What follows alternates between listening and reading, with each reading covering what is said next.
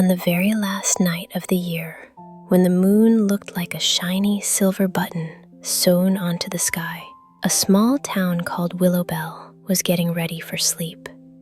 Snow rested on rooftops like whipped cream. Streetlights hummed quietly. Even the clock tower in the town square ticked more softly than usual, as if it didn't want to wake anyone.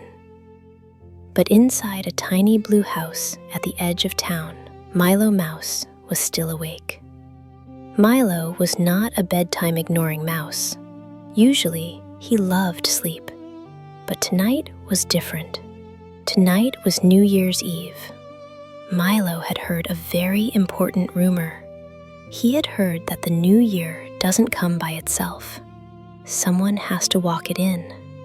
Milo sat up in bed, his whiskers twitching. "What if no one shows up?" he whispered to his stuffed acorn. "What if the new year gets lost?" Outside, the wind made a whoo sound, like it was asking the same question. Milo slipped on his red scarf, opened the door very quietly, and stepped into the snowy night. At the edge of town stood the old clock tower, taller than anything else, with a face so big it could watch over everyone at once. And there, sitting on the steps, was old Bedtime.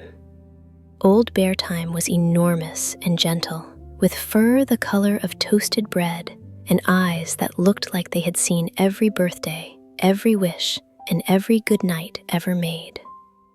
"Oh," said Milo softly, "you are real." "Of course I am," old Bedtime said, "and I'm very glad you're here." "Is it true," Milo asked, "that the new year needs help?" Old Bedtime nodded. "The new year is still young, very young, and it's waiting just beyond midnight. Someone small, kind, and brave must open the door." "I can help," Milo squeaked. Together, they climbed the spiral stairs of the clock tower. Tick, tock, tick, tock. With every step, Milo felt heavier, not with fear, but with all the moments of the year he was carrying with him.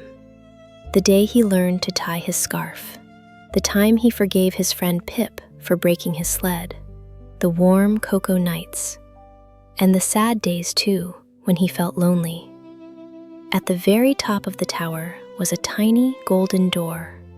Above it were the words, "Last minute only." The big clock hands crept closer to 12. 11:59. Old Bedtime knelt. "You must open it," he said. "But first, you must let go." "Let go of what?" Milo asked. "Of the old year," Bedtime said gently. "All of it, even the parts you liked." Milo closed his eyes. He imagined putting the year into a small box. The good days, the hard days, the mistakes, the laughter. He whispered, "Thank you." The clock began to chime. Dong. Milo reached for the door. Dong. The handle was warm. Dong. He turned it, and suddenly, light. Soft, glowing light spilled out, smelling like clean pages in a new book. Out stepped the new year. It was small, about Milo's size, with star-bright eyes and pockets full of unopened days.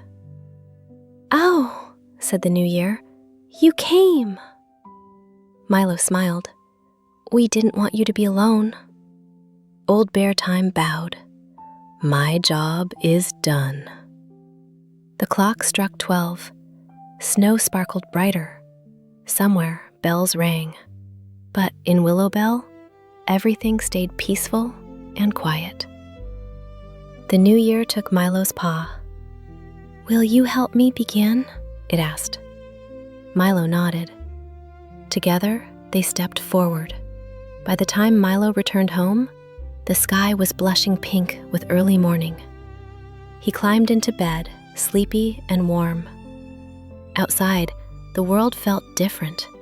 Not louder, not faster, just new. As Milo drifted off, he thought he heard a tiny voice whisper, "Thank you. I'll take good care of you." And the clock tower ticked on, ready for another year of moments. Good night. Happy New Year.